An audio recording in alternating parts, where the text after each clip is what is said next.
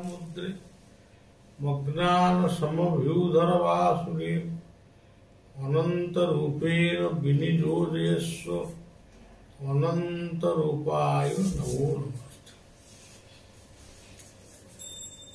जय शिशु अनंत राजा राम, जय सत्य सनातन।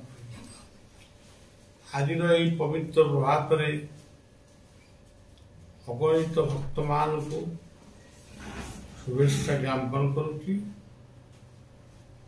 समस्त शुभकामना। काली गत काली संध्यारे आम पारिवारिक जीवन केतोटी कथा उपरे कहूली। विवाह पूर्व कहीं सुना मुदी दि जाए, सुना मुदी द्वारा गोटे विवाहर को कहीं अनुमोदित करा जाए, ताकू झीटे जाना दरकार, पुओटे भी जाना दरकार। झीर बाप माँ, पुअर बाप माँ, भाई बंधु कुटुंब समस्ते जानवा दरकार। ये सब कथा को आमे न जानी न शुणी आमे जावतीय भूल कर। आज मुदी दबू तापर किछ दिन पर हम मन को गला, तापरे महाप्रसाद नाम रे गोटे सत्य करू, पुणी किसी दिन गला कहीं जड़े अजना व्यक्ति गोटे किसी खबर देला, से खबरटा आमर मुदी महाप्रसाद ठारू आहरी गरिया रहीगला। आमे संगे संगे प्रतिक्रियाशील हेलु। तापरे जनकर इच्छा विरुद्ध रे आमे जीवाटा ठीक कि तेणु ये समाज हूँ प्रजापति। प्रजापति विभिन्न फूल विभिन्न फूल गचरे बसे, तार सौंदर्य जो प्रजापति मऊमाछी विभिन्न फूल बसे, मधु तार जो से बसे। तेणु आमे माने मनीष नहीं, कोटी प्रजापति कोटी कोटी मऊमाछीर दिव्य चेतना आम भितर थिले भी आमे एते बड़ भूल कहीं कर। आज आप देखिए 60% परिवार कोई भल पुओटे नहीं, कोई भल बहुटे भी नहीं। पुओ कहूँ मु जहाँ कौन ठीक, बहु कहूँ मु जहाँ कौन ठीक। से प्रकार शाशु शशुर मैंने कहते आम कथा बहु मानु नहीं। बहु किंतु घड़ी घड़ी खबर दौर जे मो शाशु शशुर भल नुहति। अरे जो भगवान निजे विवाहित धरतु नारायण लक्ष्मी, वैवाहिक जीवन आरंभ है। तांकर पुत्र गोटे पुत्र से नाम हूँ कंदर्प। कंदर्प नामे मो सुपुत्र विश्व विजयी। गोटे पुत्र सृष्टि करता। किंतु आज आम दुईटी पुओ तीनोटी भौणी झी एमती गुड़े गोटे जंदा पिंपुड़ी भाया गोटे मेला सृष्टि कर। मोर तीन झी तीन जुआई पुओ नाती एते पुओ एते झीर एते बड़ पावरफुल मनीष तमें, किंतु तुम गोटे परिवार को कंट्रोल कर पारना। छोटिया भूल तो देखुच टिके जदि तुम स्ट्रंग हो जात, टिके स्ट्रंग टिके कमता ସ୍ୱାଧୀନତାର ନାମରେ ସେମାନେ ସ୍ୱେଚ୍ଛାଚାରିତା ଅବଲମ୍ବନ କରୁଛନ୍ତି। ଯେଉଁ ପିଲାମାନେ ସ୍ୱେଚ୍ଛାଚାରିତା ଅବଲମ୍ବନ କରୁଛନ୍ତି ସେଇମାନଙ୍କୁ ବଢ଼ିଆ କହିବାକୁ ଚାହୁଁଛି କି ତମେ ବି ଦିନେ ବାପା ମା ହବ, ତମେ ବି ଦିନେ ଅଜା ଆଈ ହବ। ତାହେଲେ କ'ଣ ଶିଖିଲ, କ'ଣ ସେମାନଙ୍କୁ ଶିଖେଇବ। ମଣିଷର ସୌଖୁନ କ'ଣ କେବଳ ମଦ୍ୟ, କେବଳ ନାରୀ କିମ୍ବା ସୌନ୍ଦର୍ଯ୍ୟ? ଇଏ ହେଉଛି କଥା। ପ୍ରତ୍ୟେକ ଜିନିଷରେ ଗୋଟେ କମନ ସେନ୍ସ ଆଜି ରହୁନି। ଆମେ କହିଲେ ବି କ'ଣ ହବ, ଆମେ ଖାଲି ଆମର ଡ୍ୟୁଟି ଆମେ କହିବୁ, କିନ୍ତୁ ଆପଣମାନେ ମାନିବେ ନ ମାନିବେ ସେ ଆପଣଙ୍କ ଡ୍ୟୁଟି। ଗୋଟିଏ ଗ୍ରୁପ କାଲି ଆସିଲେ କେନ୍ଦ୍ରାପଡ଼ାରୁ ଆଇଲେ। କାହିଁକି ଆସିଲେ? କେନ୍ଦ୍ରାପଡ଼ାର ବଳଦେବଙ୍କ କ୍ଷେତ୍ର, ତୁଳସୀଙ୍କର କ୍ଷେତ୍ର, ସେଠି କୁମାର ପୂର୍ଣ୍ଣିମାର ପୂର୍ବ ଦିନ ଆଶ୍ରମ ଆଦେଶରେ ବା ଆଶ୍ରମର ପରାମର୍ଶରେ କେନ୍ଦ୍ରାପଡ଼ାର ଭକ୍ତ ଶିଷ୍ୟମାନଙ୍କ ଅବଦାନରେ ସେଠି ଅନନ୍ତଙ୍କର ବେଶ ହେଉଛି। ଆଜିକି 15-20 ବର୍ଷ ଯାଇଛି। ସବୁ ବର୍ଷ ପ୍ରାୟ ବଢ଼ିଆ ଯାଉଥିଲା, ଏଇ 2-4 ବର୍ଷ ଯାଇପାରିନି। ଏ ବର୍ଷ ମତେ କହିଲେ ବାବା ଟିକେ ନଗଲେ ଲୋକ କମି ଯାଉଛନ୍ତି, ଯିବା ଏ ବର୍ଷ। ଏଇଟା ହେଲା ପ୍ରେମର ଡାକରା। ଯେଉଁଠି ଶ୍ରଦ୍ଧା ଅଛି, ଭଲ ପାଇବା ଅଛି, ଠାକୁର ଆମକୁ ଡାକିବେ। ଆମେ କ'ଣ ଏତେ ବିରାଟ ହେଇଗଲୁ ଆମକୁ ସବୁ ଡାକିବେ? ଠାକୁରଙ୍କୁ ଦର୍ଶନ କରିବା, ଗୁରୁଦେବଙ୍କୁ ଦର୍ଶନ କରିବା, ଇଏ ଭାଗ୍ୟରେ ଥିଲେ ମିଳେ। ଅନେକ ଭାଗ୍ୟର ଫଳେ ବୈଷ୍ଣବ ଆସିବା ବେଳେ ଅନେକ ଭାଗ୍ୟ ନହେଲେ ଆମେ ଜଣେ ସନ୍ଥଙ୍କର ଦର୍ଶନ କରିପାରିବାନି। ସେଥିପାଇଁ କୁହାଗଲା ସମସ୍ତେ ଆସିବେନି, ପୂର୍ବ ଅର୍ଜିତ କର୍ମ ଫଳେ ଜାତି ମୁଁ ଦେଉଥାଇ ବେଳେ। ଲୋକ ସେଇଠି ତାସ ଖେଳୁଥିବେ, ଜଣେ ସାଧୁ ଯାଉଥିବେ, ସେ ଅନେଇବେନି, କିନ୍ତୁ ତାର ଭିତରେ ଗୋଟିଏ କିଏ ଥିବ, ସେ ନମସ୍କାର ଥିବ କରିବ।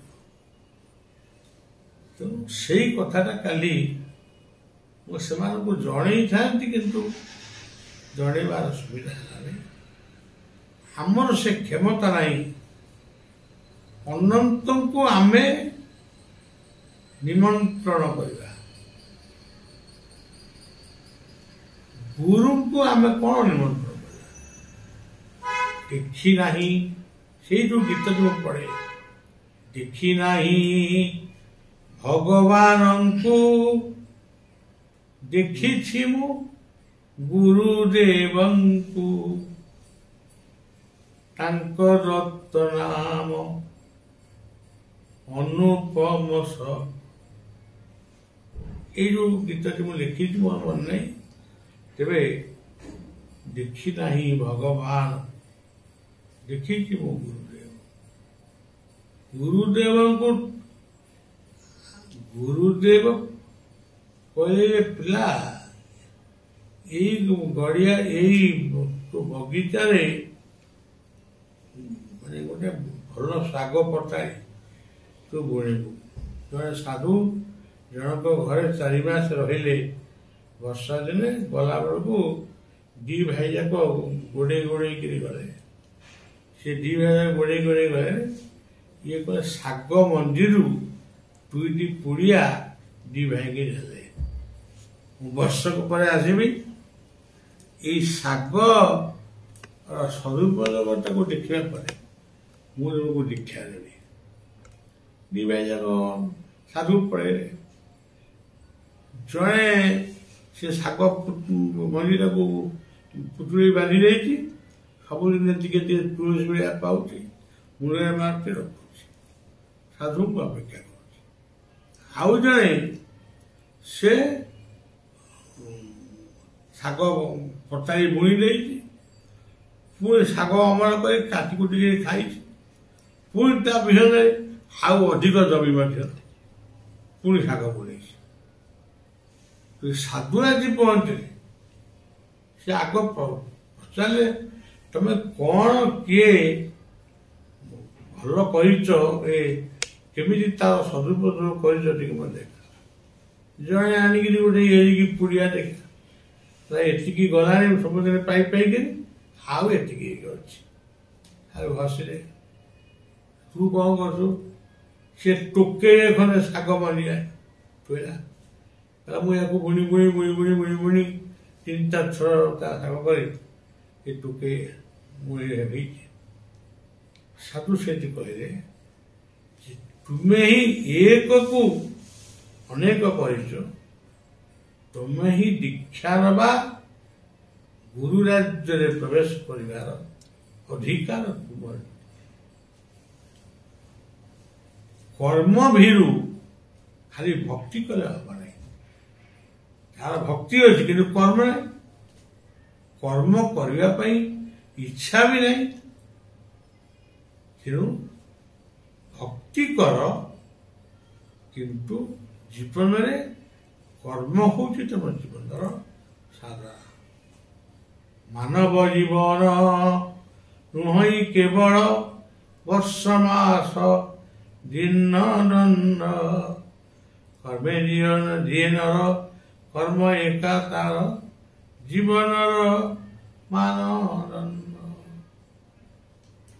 ଇଏ କବିତାକୁ ଯିଏ ଲେଖିଥିଲେ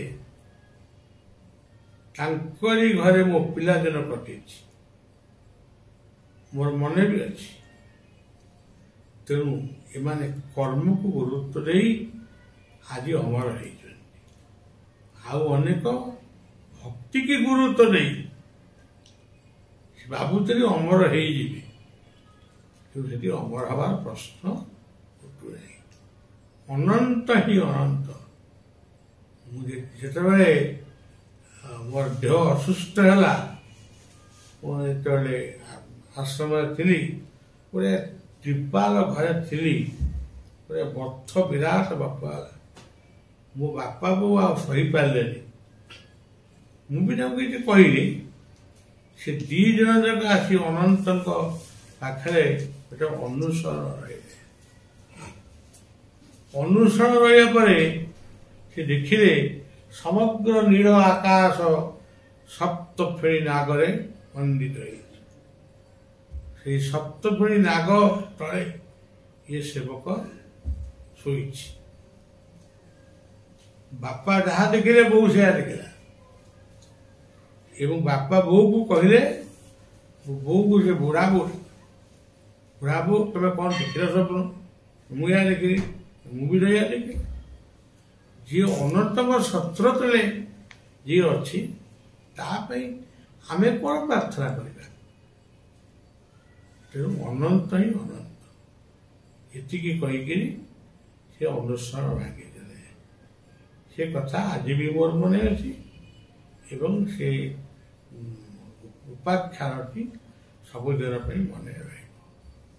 ତେଣୁ କର୍ମୀ ହୁଅ, ଏଇସବୁ ବାହ୍ୟ ଚାକର ଜଗରେ ଗୋଟେ ଲୁଗା କିଣ, ଗାମୁଛା କିଣ, ତାର ଗୋଟେ ମିଶିକିରି ଯିବେ, ଆମେ ନିମନ୍ତ୍ରଣ କରିବା। ଏମିତି ମୁଁ ଥରେ ଗୋଟେ ତାଙ୍କ ନାଁ କହୁନି,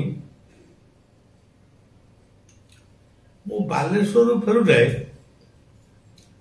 ଆମର ଏଇ ଶନିଖୋଲ ନେଇକିରି ଫେରୁଥାଏ, ଜଣେ ସାଧୁକୁ ନିମନ୍ତ୍ରଣ କରିବା ପାଇଁ ଯାଉଥିଲେ ଲୋକ। ମୁଁ ବାଲିପଦାରୁ ଫେରୁଥାଏ, ଯେ ନିମନ୍ତ୍ରଣ ସେ ବାଲେଶ୍ୱର ଫେରୁଥାଏ। ମୁଁ ଆଉ ସେ ବସ୍ ଗୁଡ଼ାକ ଗଣି ପାରିଲିନି, ଏତେ ବସ୍, ତା ଭିତରେ ଏତେ ଲୋକ, ସବୁଥିରେ ଲେଖା ହେଇଛି ଅମୁକଙ୍କୁ ନିମନ୍ତ୍ରଣ। ସାଦର ନିମନ୍ତ୍ରଣ କି ନମସ୍କାର ଏମିତି କରେ। ମୁଁ ଗୋଟେ ମୋର ଛୋଟ ଗାଡ଼ିଟେ ଆଉ ଗୋଟେ ଗାଡ଼ି ମୁଁ ଟିକେ ଭଲ କରି ମୁହଁକୁ ଦେଖଉଥାଏ। ମୁଁ ଦେଖଉଥାଏ ଏମାନେ ଦେଖନ୍ତୁ ଇଏ ଅତି ଛୋଟିଆ ଲୋକଟା ଯାଉଛି କୁଆଡ଼େ ଏତିକି ଖାଲି ଭାବନ୍ତୁ। ଇଏ ମାନେ ଏତେ ଲୋକଙ୍କୁ ନେଇକି ଯାଉଛି ମାନେ ଇଏ ବିରାଟ ଲୋକ ଆଉ। ବାଟ ଯାକ ଭାବି ଭାବି ଆଇଲି ଯେ ପ୍ରଭୁ ଜୀବନରେ ମତେ ସବୁ କିଛି ଦବୁ, କିନ୍ତୁ ଏଇଭଳିଆ ଅଭିମାନାତ୍ମକ କଥା କେବେ ବି ମୋ ଜୀବନରେ ହେବନି। ସବୁବେଳେ ସେଇ ସରଳ ବିଦୁରର ଶାଗ ଭଜାକୁ ମନେ ପକେଇ, ସୁଦାମାଙ୍କର ଖୁଦ ଭଜାକୁ ମନେ ପକେଇ ଜୀବନ ଅତିବାହିତ କରିବି। ସେଇ ସାଧୁ ଆଜି ବି ଅଛନ୍ତି ବୋଧେ, କୋଉଠି ଅଛନ୍ତି ମୁଁ ଜାଣିନି, କିନ୍ତୁ ତାପରେ ଯାହା ହେଇଛି ଆଉ। ତେଣୁ କିଭଳି ରଙ୍ଗ ଢଙ୍ଗ ଭକ୍ତି ହଉଛି ଅତି ମାନେ ଗୁପ୍ତ। ସେ ଗୁପ୍ତ ଭକ୍ତିରୁ ଅନେକ କଥା ଜନ୍ମ ନେବ। ଏଗୁଡ଼ା ସବୁ ବାହ୍ୟ ଆଡ଼ମ୍ବର କିଛି ଦରକାର ନାହିଁ। ଆଜିର କଥା ଏଠି ରଖିବା, ଆଉ 5ଟି ଗଛ ଲଗେଇବେ, ବଞ୍ଚେଇବେ, ଏଇ ପରାମର୍ଶ ଦେଇ ରହୁଛି। ଜୟ ଗୁରୁ।